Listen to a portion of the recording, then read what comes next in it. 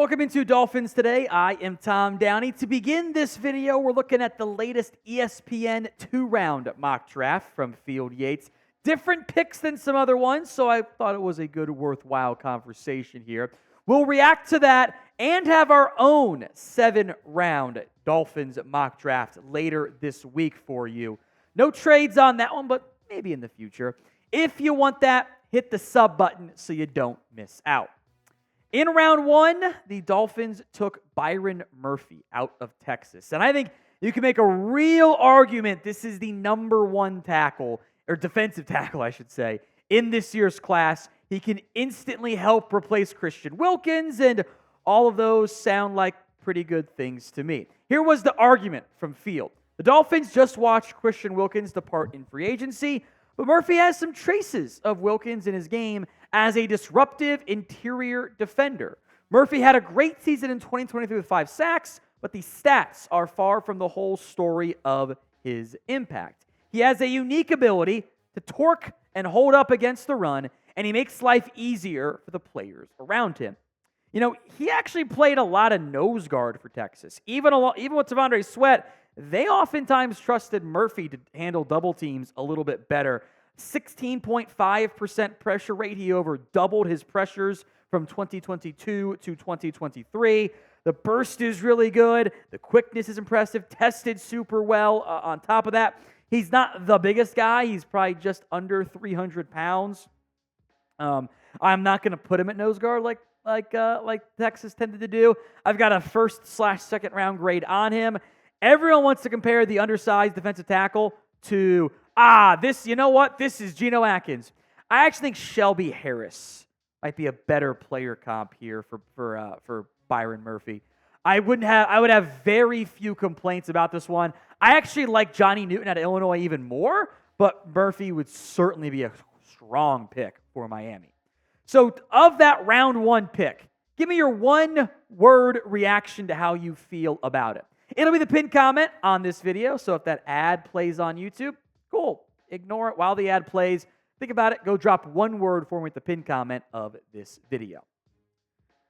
Into the second round. The pick here is Christian Haynes, the offensive guard out of Utah, who I do think is a pretty solid fit for the Dolphins. Also, is a good positional need fit. He is a right guard, spent 3,000 plus snaps at right guard for UConn, played only over there, really.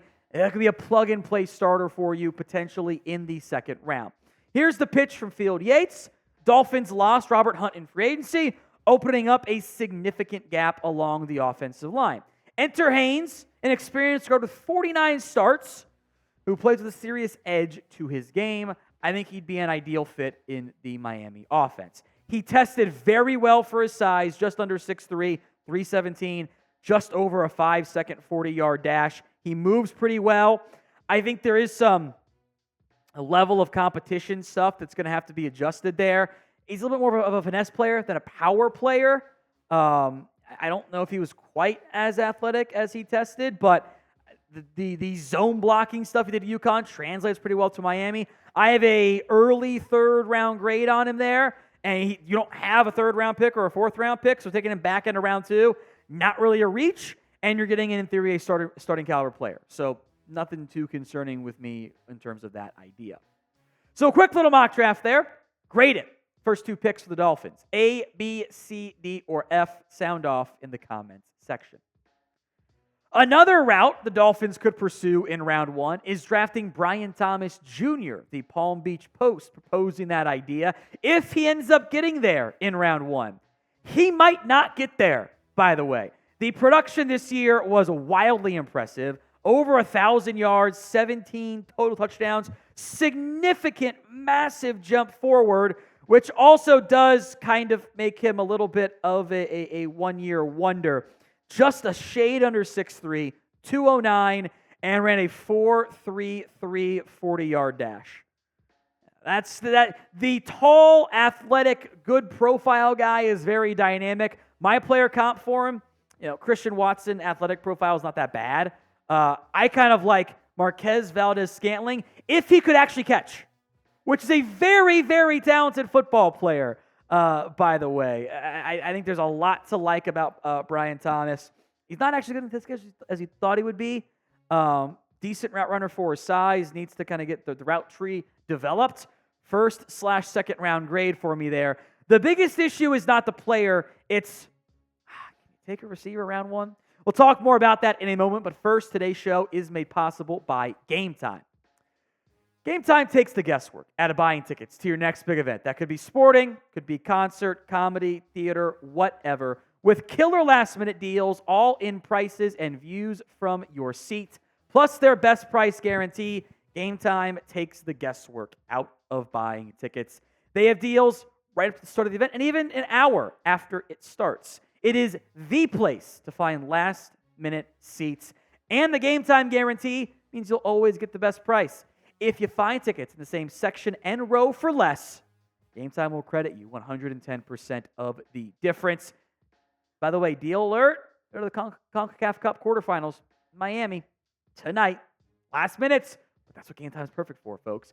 Download the Game Time app, create your account, and use code CHATSPORTS for $20 off your first purchase. That's promo code CHATSPORTS, CHATSPORTS, for $20 off. So download Game Time today for last-minute tickets, the lowest price, all guaranteed.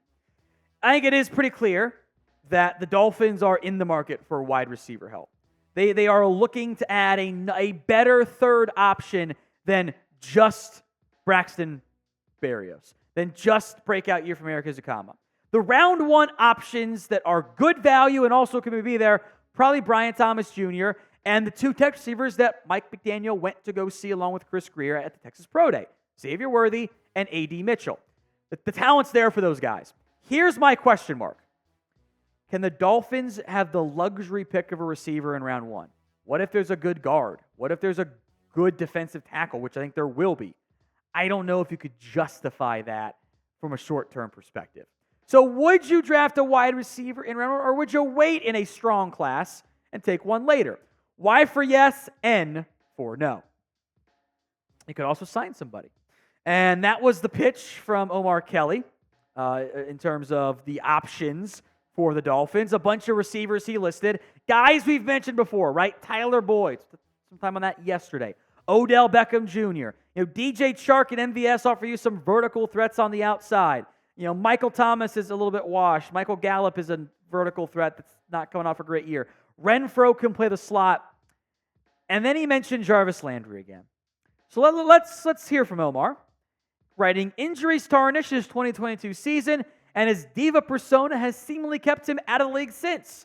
But if Landry humbles himself and accepts a minimum-based contract, the 30-year-old might be in position to resurrect his career, and the Dolphins would benefit from his style of play. I don't mean any disrespect here. Although, Jarvis Landry's 31 years old now, and is going to turn 32. What are we doing? It is 2024, guys. It's not just the diva stuff for Jarvis Landry. He's bad. He is washed up. It wasn't just the injury and the diva stuff. It's that when he has been out there every single year, the past 4 years of his career, he's gotten worse.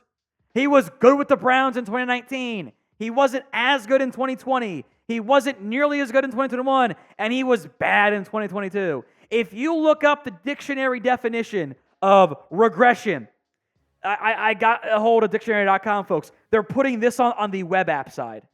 Also, it's under Gullible, too. It is very clearly not a good football player anymore. Just at a certain point, we got to let go of what happened 5 years ago. Like, it is 2024. He was out of football last season. It's not going to help you. Come on. That's just, I liked the guy a couple years ago. Maybe he's still good. No, he's not. NFL players regress. They fall off, and it's over kind of quickly. Kind of sucks. That's how it goes. Makes no sense whatsoever. Now, you could name a better idea. I promise you that. Name a receiver who you want to sign. Maybe it was one of those first 7 names on that list. Drop the name for me in the comment section right now.